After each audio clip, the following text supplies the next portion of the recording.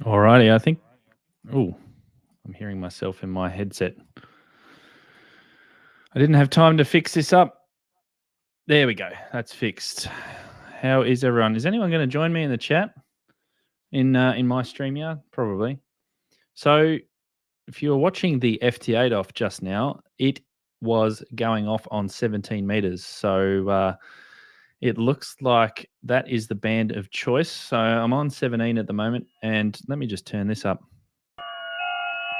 FT8 is very loud on 17 at the moment. Sorry for the poor camera quality too, because for some reason I have this webcam, but it's not really showing up very well. Anyway, hopefully that is a little bit better. So yeah, I'm going to try and work as many of you guys as possible. So if you want to try and work me, now is the time to do it. Let me just see if I can fix that up a little bit so that it doesn't look as bad as that. Hello to everyone in the chat as well. That is good to see you over here. So we are continuing the YouTubers Hamfest for a little bit. I don't see anyone jumping in the chat. Where are you all guys going? You're not going to go to bed, are you, or go to sleep? Because there's still plenty of ham radio content to come tonight. There we go. I think that's no contrast, no good. That's probably a little bit better there. I think you can see the waterfall somewhat now.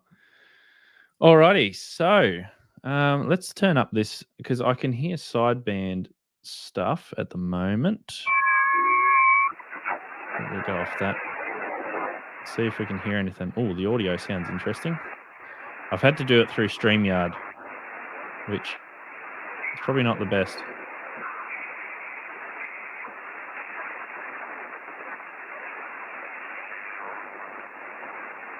So who we got? We've got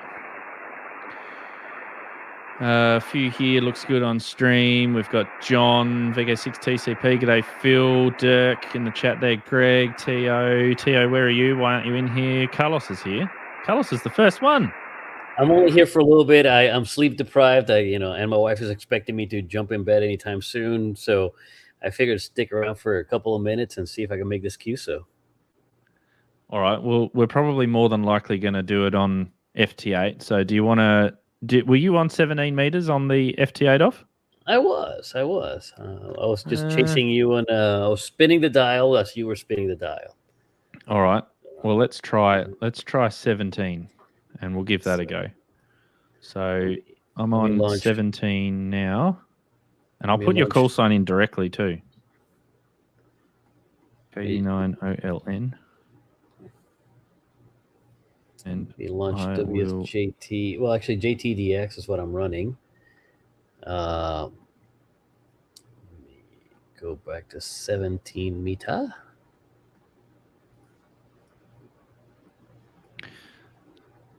This is it. Now I need to work out, and someone will... Oh, look. Now everyone realizes I'm on 17. They're all calling me. Of course they are. Of course. Of course. So K7VZ is just called now. And I saw W5 IPA as well. I've got a problem with my top checkbox where you can put in your call sign and grid is blanked out. So someone in the chat probably will know how I re-enable that just down here. So that's disabled at the moment.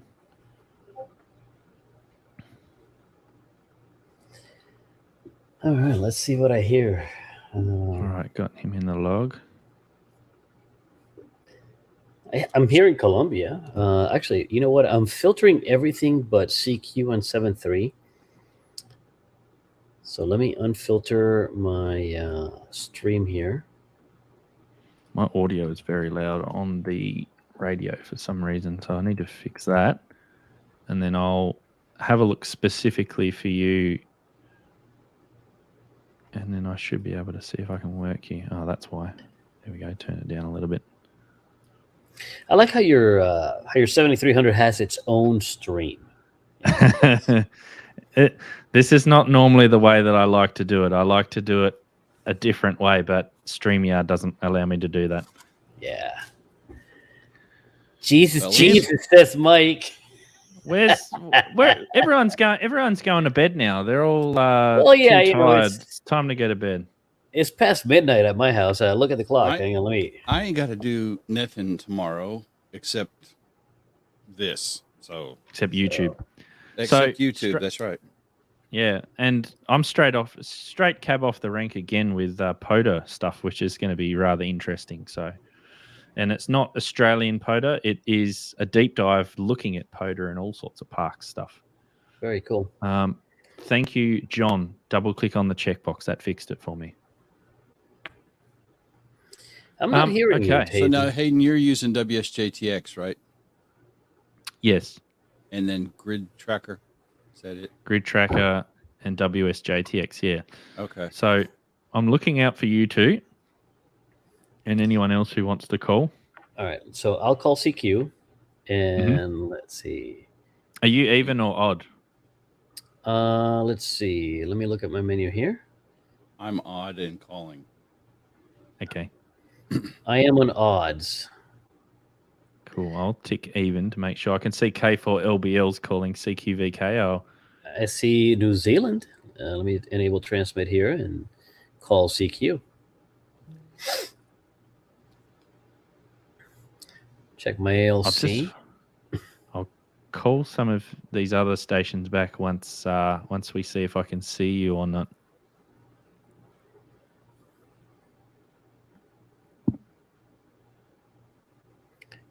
Wow. But according to the software, I'm not putting out any power. 16 watts is all it says. Let me double check the radio itself and see what the radio says. It's that damn dummy load again. Well, the dummy load is in front of the keyboard right now, so... That one sheep, Carlos, that one sheep. That one sheep. You lay 1,000 bricks. That's right. So Glenn says he can't do 17 meters because the standard license in VK does not allow operation on the walk bands, only advanced licensees, which is a bit of a shame because I think everyone from general and above can work all of HF over there, can't they? Yes. Yeah. Yes. The only restriction is the tech license. It can do 6 and 10. Just 10, yeah. And we can shift. Yeah, well, we can shift frequency over the course of the stream, which we'll do, and see if we can work on some of the other bands. 10's been great this morning or today. So I'm calling CQ. Let me check the PSK reporter and see what we Somebody's see. Somebody's calling you, Carlos, right now. Well, no, I don't see it. He's calling. Yeah, K7. Yeah, K7VZ was calling you. I worked him earlier. No, he's calling K9OLN. Yeah, so I'm being spotted. On PSK reporter, so I don't have the dummy load engaged. I'm making it as far as Hawaii, but I'm not making it to VK land. I am not, according to my map, I'm not making it to VK either. Peter rightly says US generals, generals can only operate above a certain frequency on 20 meters, can't they? Correct. But FT8 is part of it, right? So the digital portion is part of it. Yeah, I'm not putting out any power on 70 meters. I don't know why. My SWR is okay. But so I just worked Whiskey Bravo 0 Romeo Lima Juliet. Got you in the log. So yeah, I saw you earlier, but not. You're on 17, Jim? Yes. Oh, and by the way, that guy called or emailed me this morning that we talked about yesterday. Oh, yeah. I'm not sure. We might talk off air, but I'm not. Yeah. Okay. We'll see. Someone see how you go. VK, right. Okay, K7VZ is calling me on 17 meters, so I'm being heard, even though my power output is near nothing. John says we get 10 and 15 on foundation, which is nice. Yeah, well, I think We'll try here for a little bit longer, and then we might go down to 15 because I reckon 15 will probably be okay at the moment. K7VZ is getting me. So I got Whiskey India 0 Oscar calling. I'm still learning how to use this software. So what do you use? Do you use WSJTX or JTDX? No, I'm using SDR control. Oh, okay. That app for the Mac or the iPad. So I'm on a Mac Pro here, and I have a 7610. So Yeah, so I was talking to the guy who developed that, and there was a few bugs in his initial release which we found, and he noticed them just through the operation of the video on the iPad. And I think one of them was when you go into the FT8 menu and then you go back, you can't change the tuning steps. The tuning steps are fixed to like 1 hertz, and you can't move them. So there's some other bugs as well. Since he's been pretty good about updating it. Since you know him, let him know that the abbreviation for meters is a lowercase m and not an uppercase m. Has he got the capital? Does he?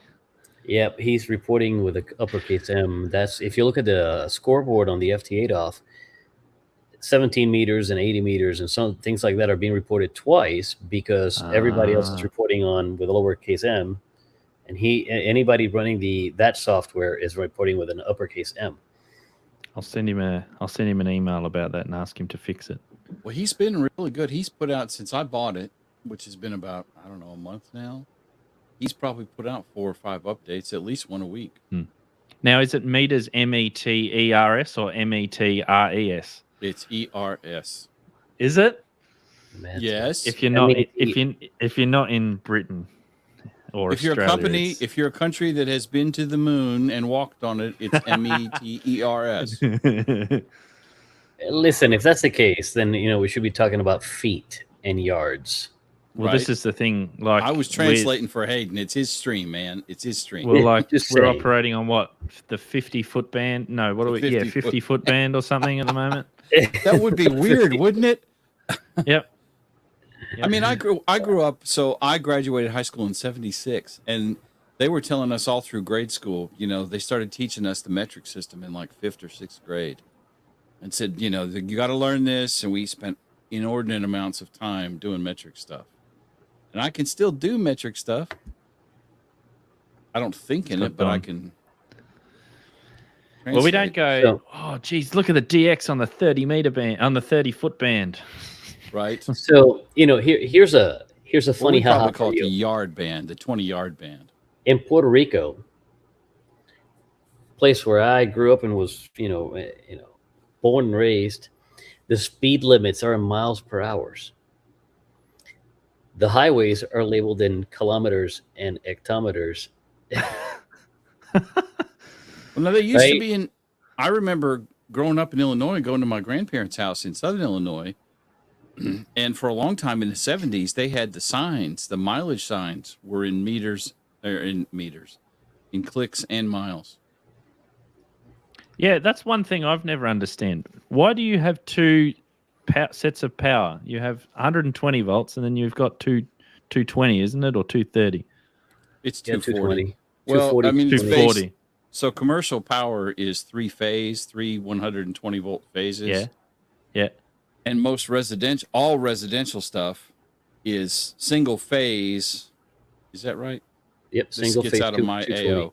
240. Single phase 220, 240. which they split off into 220 volt legs. There's probably a reason, and I have no freaking idea, and I don't know if it's better or worse. Higher voltage means lower amperage, lower current draw on a device. More power. It's kind of, I would think it's better. I don't know. My theory is this.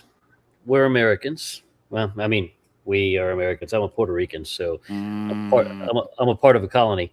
And that is, one of our colonists. They figured out a long time ago that 120 volts hurts a lot less than 240 volts. Well, that's what I was going to say. 240 sounds inherently dangerous. And then I look at you guys as plugs, and they scare the living bejesus out of me. No, their plugs are actually smart. Their plugs are really smart, right? But what I'm getting to is somebody in the United States decided, you know what, we have a bunch of redneck yahoos here that if they get shocked with 240, they're going to really just fry themselves and take themselves out of the gene pool. So we went with 120 volts. It's not a bad idea. I mean, that's my theory. I could be wrong. And, make no mistake about it. I have a lot of fun redneck friends. And, I've been called by a couple of them when they have done something stupid, like shot their car out and said, hey, I need a ride because, I shot my car by mistake while I was hunting. So, Son, you don't know rednecks until you're in an Alabama volunteer fire department out in the county. So one morning we got a call for a General Medical, and that's what it said on the radio. I'm like, who the hell calls and says I'm having a General Medical?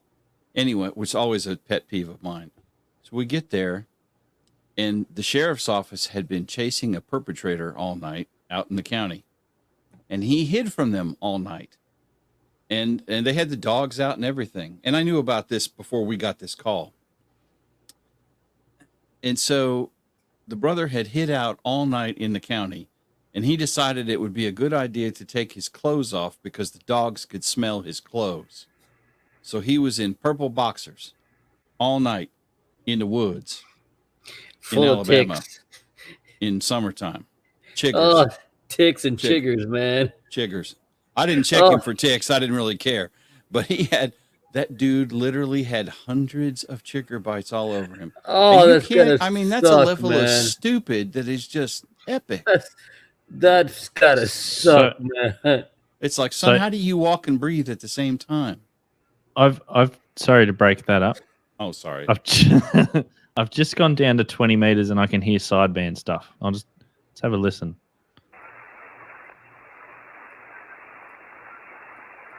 If I turn the volume up, that'll help. And the QTA just told the previous guys is the town of Asiago, 120 kilometers. Sounds European. Italy. Yeah, that's European. Venice. He said Asiago, the town of Asiago is 20 kilometers. That is Italy. On the ground in the backyard. DK2 Tango Mike, India, Zulu 3, Kilo George, India. Italy. Yep. Down on 40 meters earlier. That's American. On 20 meters, so. Oh, yeah, that's definitely an American twang. But anyway, yeah, nice to meet you. Congratulations on the nice day. All right. I'm going to leave this on 14245, and anyone can call or can try calling on sideband. 245. Band. Enter. 14245. Enter. Let me turn off WSJTX over here to make sure it doesn't. You hear yourself? Frequencies in use. Says somewhere here. Before I even keyed the mic. Yeah, I had. It's probably some geezer on a net. Probably. What is it about? What is it for techs? What not techs, generals? 225 and above. 225. So I'm okay at the moment on 240. Oh yeah, you're definitely okay for techs. For generals, I should say. But there's someone there now.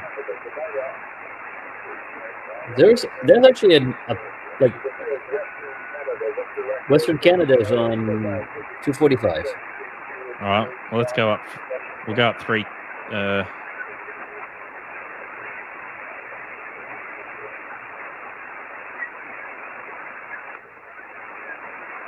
250 sounds. There's someone on 250 as well. Oh.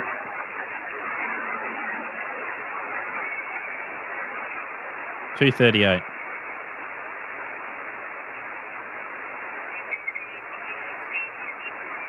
There's someone just above. Frequency in use is the frequency in use. Kilo Delta Niner, Oscar Lima, November.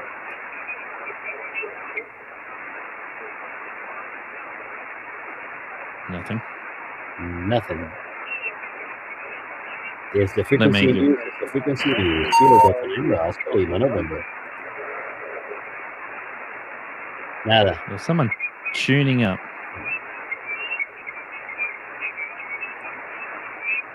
CQs. Oh, hang on a minute. I need to connect up my mic. That'll do, won't it?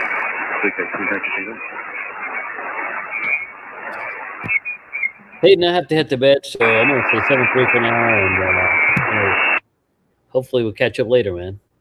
Yeah. Thanks for joining on the stream. Absolutely. Jim, see you as well. See you, buddy. 7-3, fellas.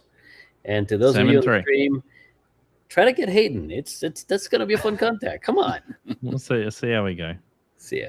It's hard. I don't have this all set up as I normally do, so Joe says to go to 14,340. Let me just have a listen here because there was someone tuning up or doing some sort of stuff on the band. I don't hear anything on 238 here. VK2, I think.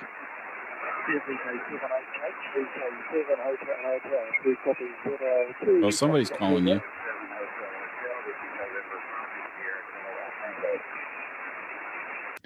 November 5, Sierra Kilo. What's? No, the audio messes up in my ear, and then it goes really loud for some reason. And I think, just give me a sec, it's on StreamYard. Automatically adjust mic volume. I need to turn that off. Turn that off, yeah. Yeah, there we go. There we go. All right. Now I heard Don there. Yeah, November 5 Sierra Kilo Tango. November 5 Sierra Kilo Tango. Victor Kilo 7 Hotel over.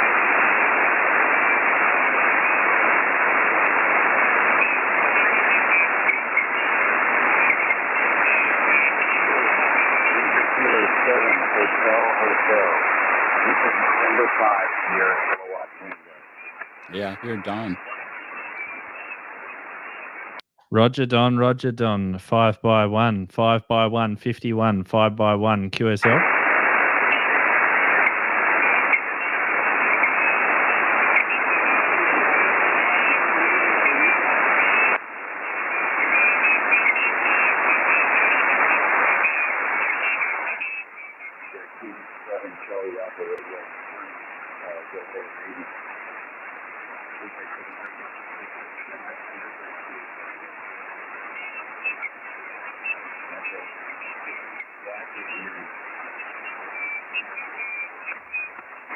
Can hear someone else calling there too, but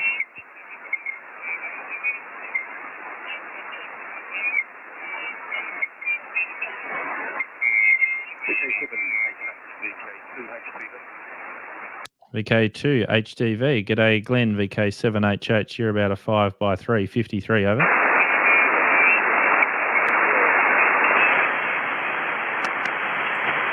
I don't know what is going on with the audio on this thing.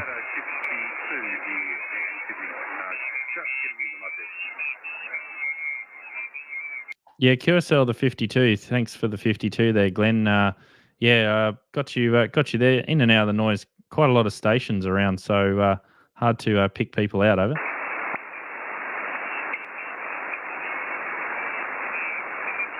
I'm busy juggling with different audio levels here at the moment, Jim.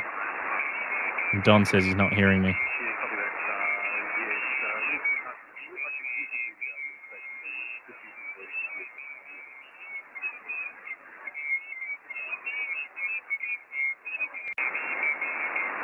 Turn echo cancellation off might also help.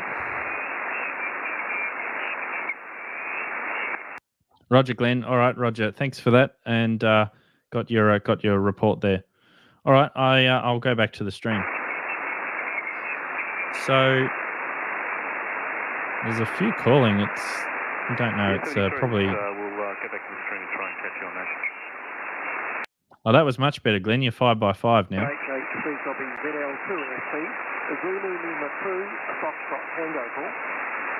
Yeah, Zulu Lima 2 Foxtrot Tango ZL2 FT 5x4 54.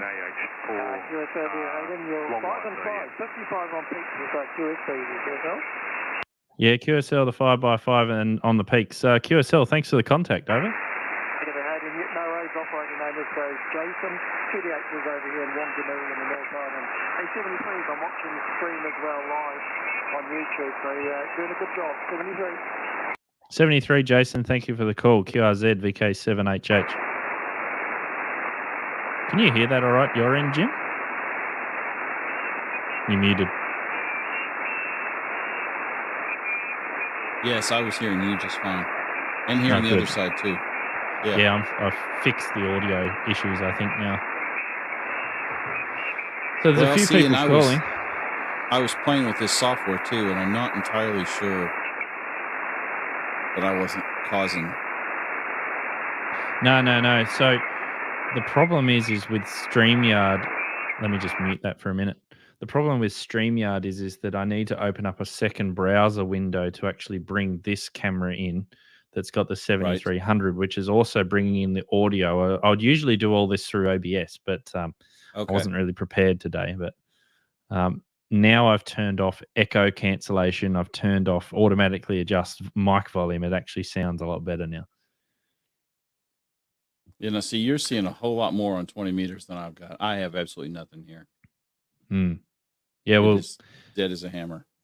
Yeah. Well, I mean, the camera's not real good here. It's a bit blown out, the waterfall, but there's quite a lot of stations on sideband at least. Go down to, there's another one. There's a strong one. Who's that? Oh boy, yeah, about 20, 25 over here, very strong. So that's an Australian station. Their stand. Yeah, I know you're always doing a bit of antenna work. If we go down to FT8, that should be strong. Oh, it is. Oh, yeah, it was blowing my doors off on FT8.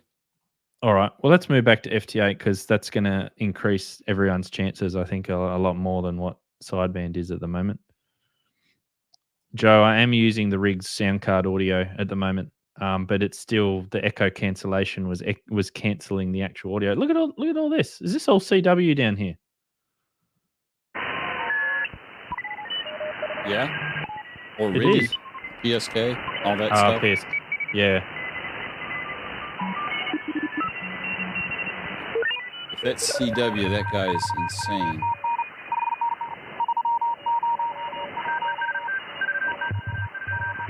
That is all CW, surely. Wow.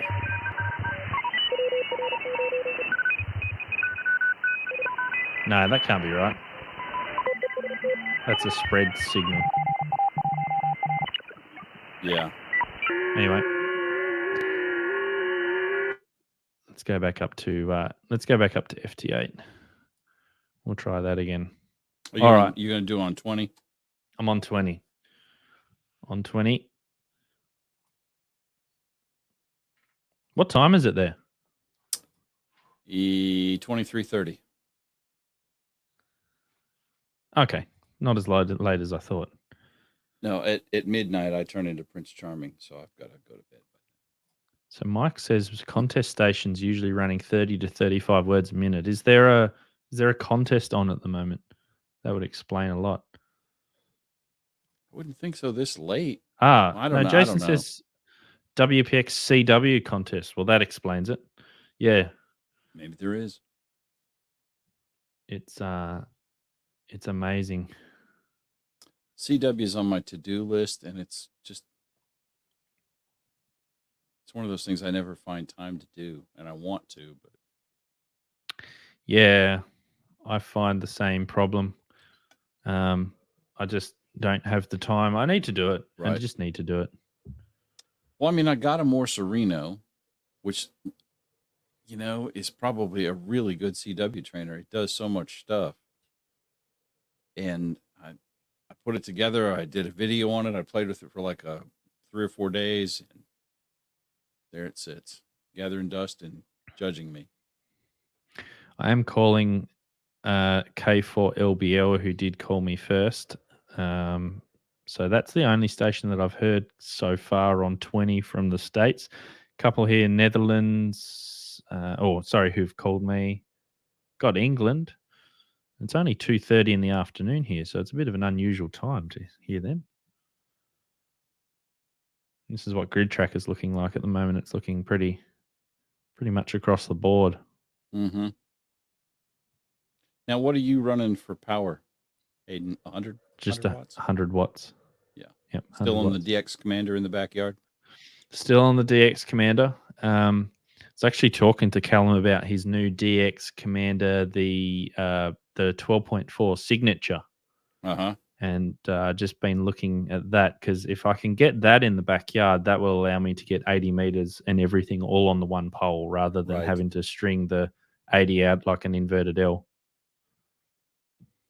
Trees are my problem. Yeah. So K7VZ got you again on 20 meters. I think I've worked you on pretty much every band that I've been on. Yeah, that's what he says, third band. Have you got Don says get a nibble. C08LY? Everybody here in the United States gets C08LY. That guy in Cuba. LY. Yeah, so C08LY is showing. Here we go. Now I've got. Now I've caused the pile up. So PD7RF now. Where was he? He was here on the left. Cuba. It's a long Now, way what's to. the There we go. difference between the signature and the nebula? So nebula, I don't know. So the nebula is a lot longer. I think it's like a 20-meter pole, or what's that, 60-foot pole.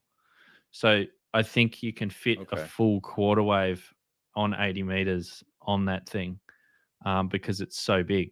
Whereas the signature uses I think it's like a center loading coil on 80, not quite center. I think it's a little bit higher. And basically what he does is he wraps wraps some turns around the pole itself and then goes up, and that's how you get the 80 meters. Okay. Oh yeah, Joseph was saying that in the chat. Yeah, I didn't know that. Yeah, I was thinking the 20 signature was the big one. No. So the signature's the brand new one that he's just come out with the coil. And I'm just working Mike N8YO, who's just called back to me. Well, he's trying to call me anyway. I just got a Japan station on 17, so I haven't switched over. I was still on 17 from earlier. Well, don't remind me, Don, because apparently I missed out on a buddy hex by not going to Hamvention. So I tried to find someone who would have enough room in their luggage to bring it back for me, but no one was able to comply with my request. So ZL4SY, I know that's Norman in the chat. Oh, well, actually, I need to bring up my own stream because I need to give Wild Cascadia Radio moderator status because she's a gun of a moderator. Stevie Ray. If I can find her in the chat. There you go. You've got a nice little blue wrench. So how far are the buddy hexes off? Because I've heard that they're actually not being sold properly at the moment.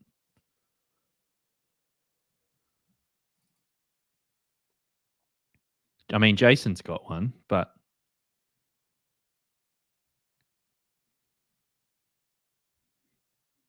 so where actually where are you, Jim, in the United States? Because I actually don't know.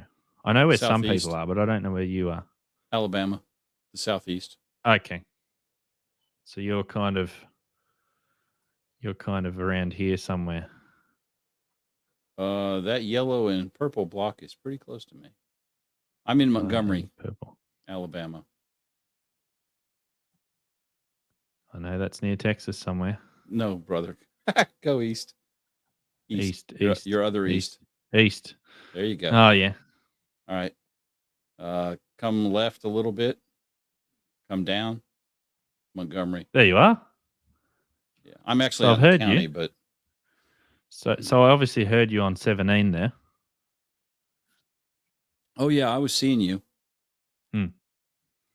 When I mean near Texas, I mean just in the general south vicinity. Well, yeah. I'm in that part of the United States. That's probably an insult to you. No, I'm not insulted. I'm just like, it's a little bigger. I mean, how big is Australia compared to the United States? Australia's pretty dang big, isn't it? Yeah, I can show you that. That island is pretty friggin' huge. It is. This will give you an indication. There. Okay, yeah. It pretty much fits in the entire United States. Good Lord. I knew it was big. I didn't realize it was quite that big. And if you go, so you know how it's always, Texas is huge. It's huge.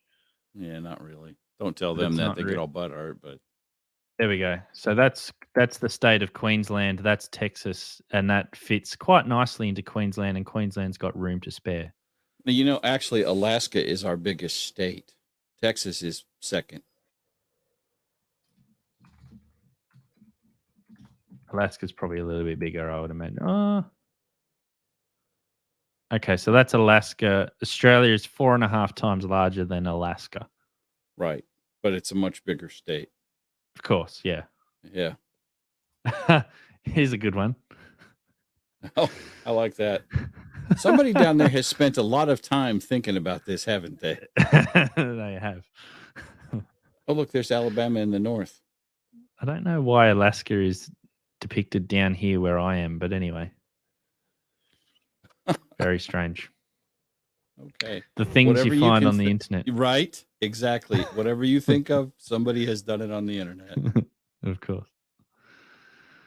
Like, who knew there'd be a unicorn head on the YouTubers Hamfest? I mean, Ontario versus Texas. Let's have a look for Joe.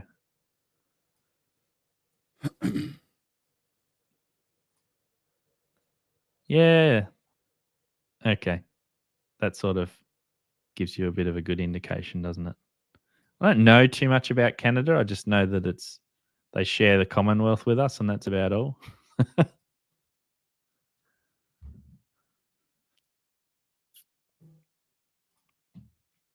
So, who else have They're I very been working friendly. with? Who else have I missed? They are very friendly. And my good friend Joe up there, and Molson, and who else is up there? Put a one in the Molson's chat. If probably you're not from a good Canada. example of a friendly Canadian. Yes, he is. Joe is he's very all friendly. right. Molson's okay, but he's not, Molson's more like he's from Michigan or something. Molson's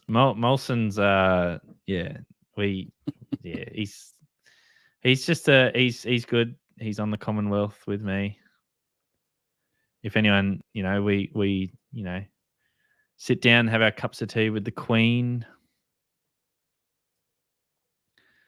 Mike, Texans are like vegans. They never let you not hear about what they are. Oh dear. Yeah, so I said put a one in the chat if you're from Canada, but I don't see many ones popping up in the chat.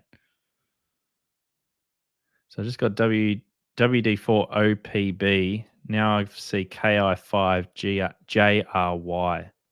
It's popped up.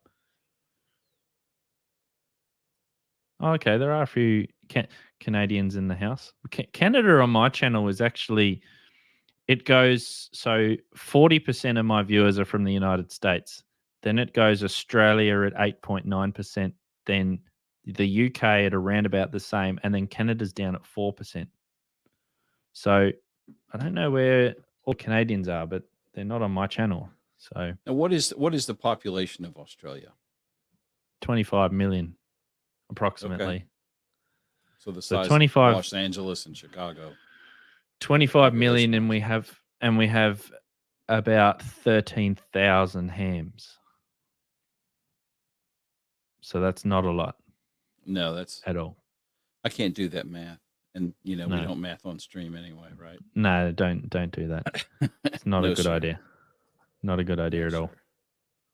I think there's about 650, 700,000 hams in the United States. Yeah. Out of a population of 360 million. But I don't have a breakdown by state. Well, see, I did this video, which shows a breakdown Yeah, I saw of that. hams worldwide. The only problem is I got so many people that said, you didn't include my country. We had 80,000 hams. Or I think Brazil was a big country that wasn't on this list. And there was a few other countries as well. And the reason for that was because I could not find any substantial data that correlated up with multiple sources to say that that was the case. So the last official 100% guaranteed number was done by the IRAU in the year 2000. And so that's 22 years ago. They haven't done one since. So everything else you have to rely on the ham organizations or Mhm. the regulators in their country from giving the numbers out. Now, I know the USA is correct because on the ARRL website, it's almost updated weekly or daily, even, I think, Right. from the FCC. So that's correct. The Australian numbers are also easy because I got them out of our local database. What about the But Japan numbers? so the Japan numbers, they were a little bit more difficult. They were taken over the course of a few years, and I got them from a few different sources. And one of the Japan numbers came from the JARL, Japanese Amateur Radio League. In an article that they wrote, I had to translate it from Japanese, and that correlated with a few different areas. So those numbers were pretty much as that was about all I could get. And Don asked about India as well. I think India was another one where they don't have as many hams as you think they do, and well, at least with the numbers that I could find, but I couldn't find anything confirmed on that. So They have such a large population, though. they do. And you'll notice that And- China has started to be on the increase too, and that was Right. because ham radio was banned in China for a long time. So they've relaxed things a little bit there. So there's more hams that are starting to come through the ranks there. Now, an interesting statistic, and I don't remember if you had it in your video, is the per capita number of hams based on population. So, the United States is 1.3 hams per 1,000 or something like that. Who's got the most hams based on their population density, kind of thing? Yeah. The most ham country. Yeah. So that was another interesting one, which I did find some data, but again, some of it is horribly out of date. So if I bring this up, so you can see here, year of report 2000, Slovenia. So you can't really count that out. 2021, Japan, 381,000 hams, the population of 0.304 percentage. Okay. So, because what's the population of Japan? They've got 125.8 million people. So that's saying that 30% of them are hams? No. So that's saying that 0.3% of them are hams. 0.3%. So what's that? Okay. Yeah. And then you've got the US obviously in fourth place. China's is wrong because it's the year of report is 1999.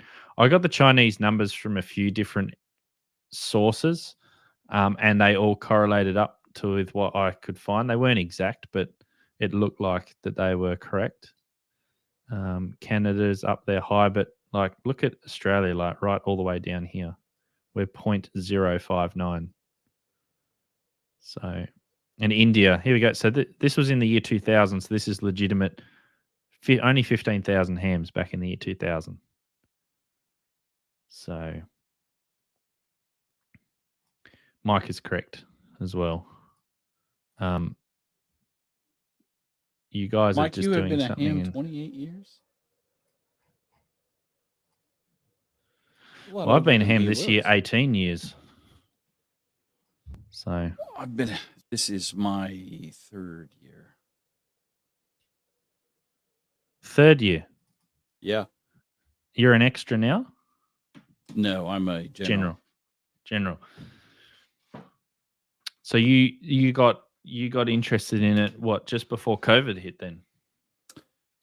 Oh, I've been interested in it forever. I finally got off my butt and went and took the test and did it in September of 19.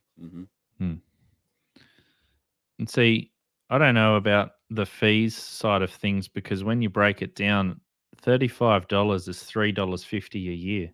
Right. I don't think those fees are going to have any effect on it. We pay like $52 a year.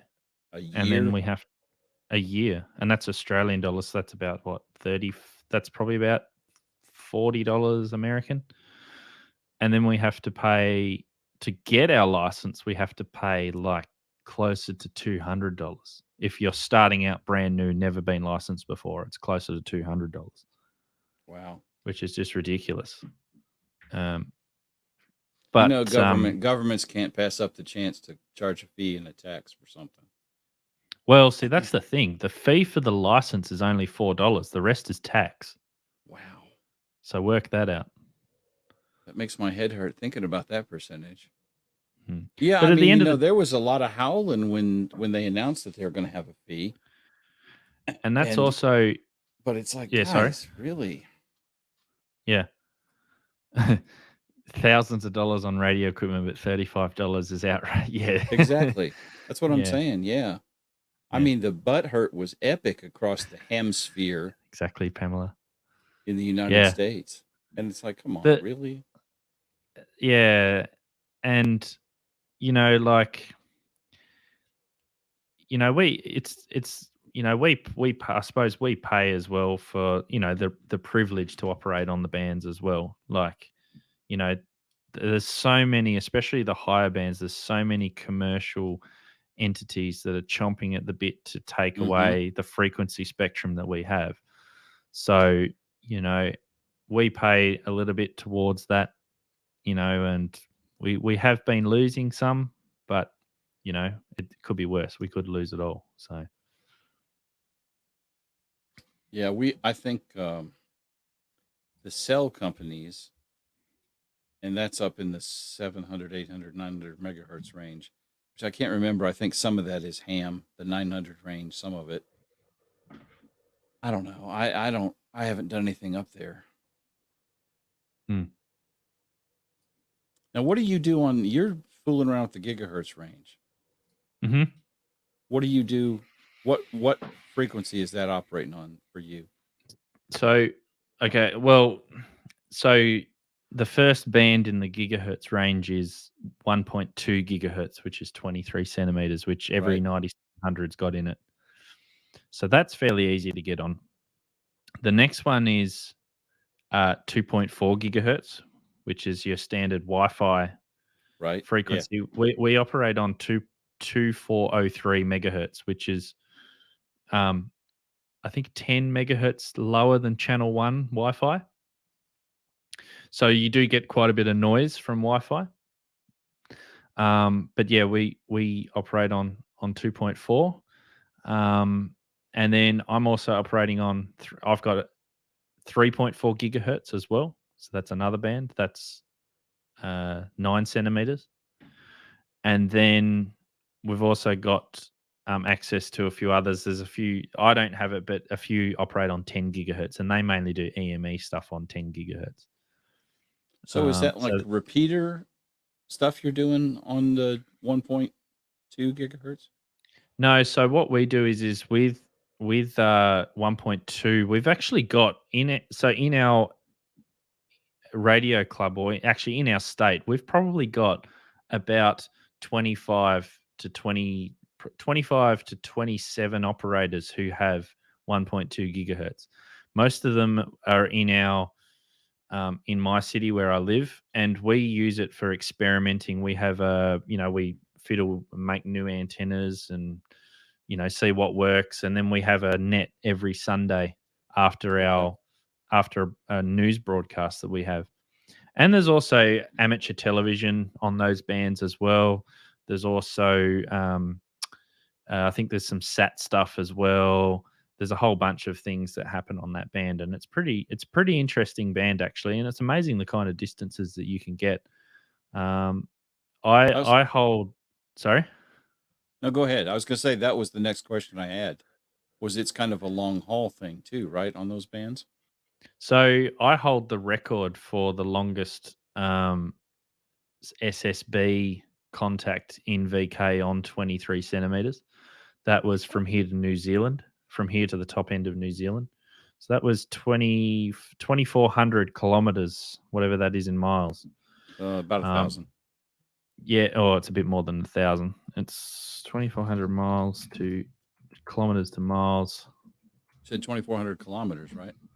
Yeah, 1,490 miles to New Zealand. And that contact was made a couple of years ago during a tropospheric ducting opening in the summer. And then we did the same thing. We tried to do it on 2.4 gigahertz, and we managed to do it on CW, which is why on Chris's stream we were talking about how I was trying to decode it at 1 word a minute. I was trying to listen to the CW because we couldn't do it on sideband because it wasn't strong enough. We didn't have digital with us because the other station at the other end didn't operate digital. So the only one we had left was CW. So I've got a video on that as well of that contact. But yeah, it's Very pretty cool. fun. It's a bit of a challenge. Now, the gear for that is not super common, right? No, it's not. And in actual fact, I saw a question from Don that said, "Can you give your expert opinion of the new Icom SHF radio?" Yeah. I was going to do that. That was going to be a video that I've got to queue up, but because we've got the Hamfest obviously this weekend, I haven't had time to film it. There are a couple of things that worry me about that radio that they've got.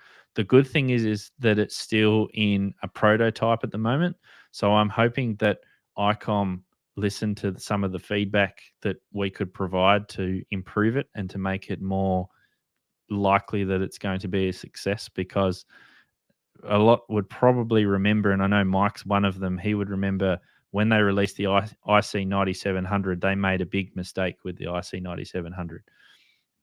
And there was some in our group, in our club, who contacted Icom Japan and said, why didn't you do it? And the problem was the 7610, which you have the 7610. Right. Yep. It's got a 10 megahertz frequency input on the back to GPS lock or lock it to an external standard, so that your radio is completely on frequency. It's locked to that standard. So what they did was, when they did the IC 9700, they kind of did a bit of a patch job. So rather than they had 10 megahertz on the back, but that wasn't a locking reference input. It was a calibration input. Okay. So you could calibrate your radio every now and then, rather than having it, constantly locked to a reference. So that was a problem, and they did it on the 7610 correctly. So it's not like they couldn't have not done it on the 9700. And the problem is, you might say, well, what's the problem with that? The problem is that up at the higher bands, so up at 23 centimeters, your radio would drift. And we've even seen it. It can drift sometimes on SSB as well, if you're in a warm, or if your radio's in a extreme environment. So like if you're outside and you've got your radio in the sunlight and it's beating down sun, and then all of a sudden, you get a cold breeze or something and it drifts. So with the SHF radio, they use a 1 pulse per second to GPS lock that, to GPS lock that to stop the frequency instability. Okay. But I'm not quite sure that that's going to be enough for a lot of folks' purposes. And apparently that's going to be in the same form factor as the 705 too. From what I saw, which I thought was weird. I kind of think it's a bit weird because it's got a little LAN cable coming out the side, doesn't it? Yeah. And I kind of think that that's a bit weird. Like why they didn't just provide a little box that you can plug your 705 into, and then that drives the module up on the tower. Right. And then you can use your 705 or any radio for that matter you could use in the shack. Like a transverter kind of setup. Yeah. So what I do with my transverters is I drive them all using my 705. Okay. So you basically tune your 705 or whatever radio to a UHF IF, turn on your transverter, and your 705 drives the transverter, and the transverter down converts back to your radio. Handles it both ways. Yeah. Yeah. So I mean, I don't know. I'll put a video out with all those, but I need to sort of collect the thoughts on all of it. It was just, and it was also strange because like they were showing it off. I can understand Icom America didn't really have a lot to go on, but they kind of had it in the glass case, and they didn't really show it in operation, or they didn't really show what you could do with it. It was just like, this is this is Right. it. Well, what I I thought it thought was a was bit it was odd. like they were pimping an early prototype. And you're right, Yeah. it was in a case, nobody could touch it. There wasn't a whole lot said about it. I mean, it blasted over the internets, about 2 or 3 days before Hamvention, and Well, they we'll didn't see. say much No, on their see, webpage. no, we'll see. Icom had Icom Japan had put releases out because we knew a couple of months beforehand because we'd saw that they'd posted it on Okay. their website. But Okay. I don't think Icom America had actually done that. No, I might be wrong there, but yeah, it was just a bit strange. Like, I mean, the amplifier, the other amp that they had was that the PW2 that they're releasing. Mhm. At least you know what you're going to get with that. You know what it can do. This is the drive. This is how much power it's going to put out. It's got a detachable screen, whatever. But then the other the SHF, it was just, it was a bit strange, the whole setup. But I mean, it's not Icom. I don't think it's Icom America's fault. I think it's just Icom Japan sending them something that just says, "Do you reckon we can market this?" So, and And I Mike don't know says, "Yeah." how much marketing. What is the market for something like that? Well, I mean, there's definitely, people like us and our club, and also I think probably a big European market as well, who would be interested in that. But I think it's also got to be looked at from the fact that those out of the RF module, it can probably only put out a couple of watts, if that, Right. maximum. So it's like, well, can you drive? The questions I've asked is, can you drive an amplifier? Can you hook up a preamp to it? Or is it just something sealed in a case with just an antenna that just comes out? Like, what can you kind of do to sort of put it into your shack? And because if you're just going to buy a 2.4 and 5.7 gigahertz radio just to talk to your buddy down the road, you're not going to pay the money for it, because it's just a waste of money, really, Right. for a couple of Overkill. watts to just sort of Way talk down the overkill. road. Yeah. Yeah. But yeah, I mean, like Mike's correct. I'm not going to knock them down. I'm glad they're trying to get into the area. Yeah, I think that's good. And like, it's still only a prototype, so they might be looking for improvements and how to make it better and how to market it. That's probably what the whole point of it was. So Maybe to gauge interest or a trial balloon kind of deal. yeah, See well, that's right. See what the response Concept is radio. to it. Mhm. Yeah, like they said, concept radio, nothing set in concrete. Yeah. So I have to admit now, I will be the first one to tell you, and we've talked about it before on a car. I know the ways of radio companies are somewhat mysterious to me at times.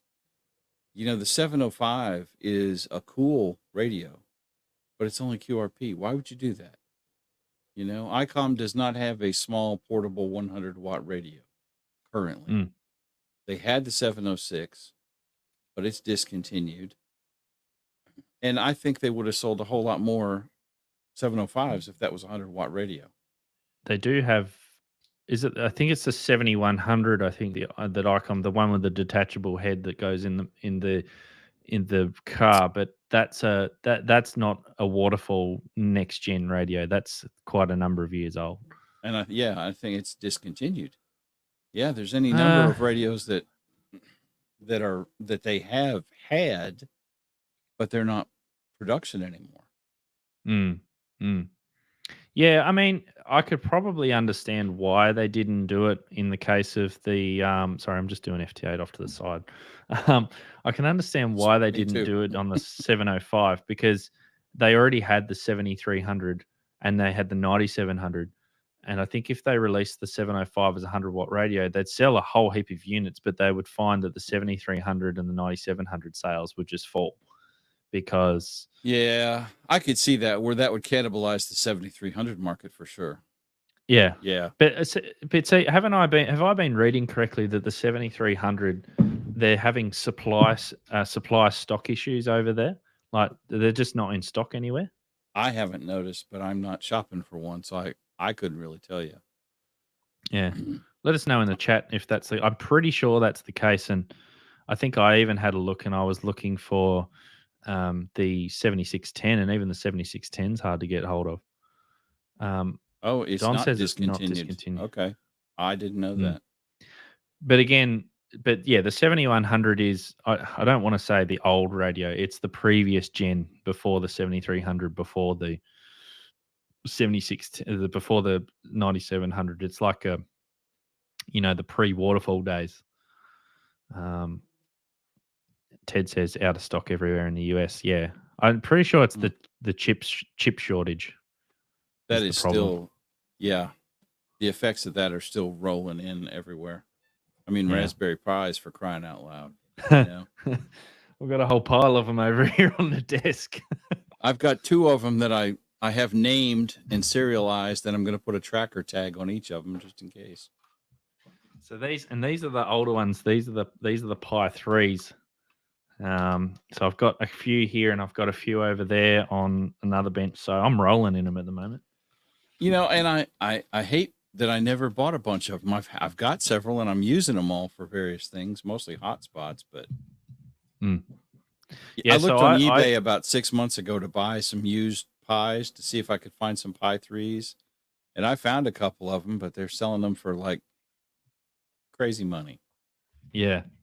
So I use them for, especially the Pi 3s. I use them for the Allstar nodes. So I've got a few Allstar nodes. So what we do in Australia, we've got an Allstar system that's on like a bit of a private network. So with Allstar, you can have the publicly facing Allstar node, or you can have your own private range. So what we did was we created a VK private node network so that we could link repeaters across the country using that system, and it works really well. And then what we've got is we've got Allstar gateways into that, so you can dial in if you are external to the country. So what I've got is I've got a few nodes, and actually one of the things I'm going to set up is I'm going to set up an Allstar node which anyone can then dial in, and they'll be able to, we can have streams and have QSOs and nets and whatever using Allstar, because that's a real easy way that anyone can really get on as long as they've got an Allstar node nearby. But they only run on the Pi 3s. I've got a couple of Pi 4s, but they're used for other things. I am like the Allstar Pi node hole and stuff. I ordered an Alinco today, and the little interface dongle from Repeater Builder to set that up. I have never done Allstar, have no idea. Starting fresh with it. Don was SKT was giving me some pointers in Discord and on the chat the other night. So yeah, I'm gonna jump into Allstar and set up a node here. This is one of the things that I am going to purchase. They've just got to get back to me about, I think shipping to Australia is a Shari. So this is basically an RF module that plugs directly into the Pi, and you can get them in 70 centimeters, 2 meters versions for Pi 3s and Pi 4s. And it's got 2 USB plugs on it. And depending on the Pi that you've got is where the USBs are. You've got to get the correct one, because otherwise if you get the wrong one, it won't plug in properly. So basically this is just a little RF unit which you can use for like a local node or a small node. Look, 400 to 500 milliwatts output power, and you just plug this straight into your Pi, and you're on the air with an Allstar node. Yeah, and see, I didn't think I'd heard about those before, and I didn't think to look at it. I ended up buying the Alinco 2-meter mobile, a DR135, and then I bought the Repeater Builder dongle that goes in the back of the Alinco to do all that the Shari Pi does. Had I thought about that and Googled that before, I might have done that instead. But well, I only discovered this after I did an Amazon search for Allstar, and they come up with these. They don't sell them on Amazon. There's a different seller that sells them, which I didn't really. I found this afterwards. Glenn asked, "Do you have to build it?" So there's a fully assembled one which you can buy, which is tested for $90 US. They build and test it, or you can buy it as a simple parts kit and when they mean simple, they mean real simple. It's 8 through-hole parts. You can get the little radio module pre-soldered on the board. So, I mean, that doesn't look too bad to solder. That is an extra, I think, $5. But yeah, it's $65 for a simple parts kit. So what? A couple of LEDs, this SMA, that crystal, and I think the USB ports and the RF module, and that's all you got to solder. All the surface mount stuff is already on there for you. Already done. Okay. Yeah. Yeah, I just didn't look at that before I bought it. Like I said, I've been talking to Don, and I went ahead and pulled the trigger on a bunch of gear. Not a bunch, those 2 things. And yeah. So don't even know how we got on the topic of Allstar, but yeah. Pies. Right. Yeah. So so it's good fun. It's good fun playing with all these, and and yeah, we can have some fun. So, well, we don't have anything after this stream on the YouTube as Hamfest, but I think we might wrap it up because it's probably getting rather late for you over there now, and I've got a few more things I've got to do this afternoon. So, but thanks for hanging out with me. It's been good. Oh, no worries. It was fun. So let me just bring up my screen here to share, and I need to kick. What time have you got there? What are you, about 12 hours ahead of me, I think? 14? It is currently 10 past 3 in the afternoon. Oh, my Lord. So you are, it's midnight here. Yeah, 15 hours. Yep. Yeah, okay. So we're a fair bit ahead. So we're first up in the morning. So this has got my times, but I think 10 p.m. is actually 7 a.m. Central Time. I'm pretty sure that we start at, is it 7 a.m. Central Times? Checking. Yep. So basically, I'm going to be talking to the PODA admin for Australia, and we're going to be talking about the PODA.app website, having a look through some of that stuff. We're going to look in depth at parks in Australia and also the PODA website. So the Hamfest starts day 2 at 7 a.m. Central, and then Don is going to be talking to Matt here, who is a PODA admin as well. He's got that stream directly after that, so at 8 a.m. Central. So we've got a massive day of the Hamfest coming up tomorrow. Yeah. Yeah. Tomorrow or today. Today it is now Right. over there. I guess it's today now, too. As well, we're both in the same day now. That's right. So Vic says I'll try to keep getting you in the log. As we've been chatting, I've been calling back people. Some of the European stations have started to come back to me now, but I've been working as many stations as I can that have been calling. But apologies if I haven't been able to get you. It's just one of those things with RF, isn't it? Yeah. So, all right. One last rant in honor of Molson. Why don't they put HDMI connectors on the back of radios? It is 2022 for crying out loud. So one of the biggest things and the reasons why I want to get the 7610 is because of the DVI connection on the back. Yes, and it will make streaming a whole lot easier than pointing a camera at the screen. But it is $5,000. So yeah, I got mine used from MTC Radio, and I had been shopping the 101D and the 7610, and I had watched a ton of YouTube videos and ended up with the 7610. And you're right, it does work. You can take a DVI adapter, a DVI to HDMI dongle, stick it on there, put it to your HDMI input USB gadget, and run it right into OBS, StreamYard, and all that. Ron's probably correct. It probably is a licensing thing, I guess. So the Raspberry Pi people can afford an HDMI connector, but I think I've actually heard that before. Yeah. Yeah, I've heard it too. I'm like, man, that seems awful weird. But HDMI, it's ridiculous because HDMI is like the proprietary thing now in like AV space. It's like Right. that's what you go with. You know, what is it? SDR stuff. Not SDR. I can't remember what it is. No, I think I'm right. SDR and stuff over coax for like and HDMI. They're like the standards for AV. Right. Not like DVI is an old computer DVI standard. is ancient. I mean, that's like 90s. That's like 90s. And I'm with you on the licensing thing, but it's like, think about it. Your Raspberry Pi has an HDMI connector on it. Yeah, okay. See, I just can't imagine it's a licensing thing. I think somebody over there is just a knucklehead. What about that's complicated? We'd have to re-engineer it. So I'm going to call BS on the licensing thing. I really don't think it can be. So with the 7610, because it's DVI, that doesn't output audio out of the radio No, either. sir. So with HDMI, you would have the ability to have that as an audio output as well from the radio, which would be a whole lot better. It would make life a whole lot easier. I have not done what you've done tonight. I think I can do it. I think it will work. I just haven't ever fooled with it.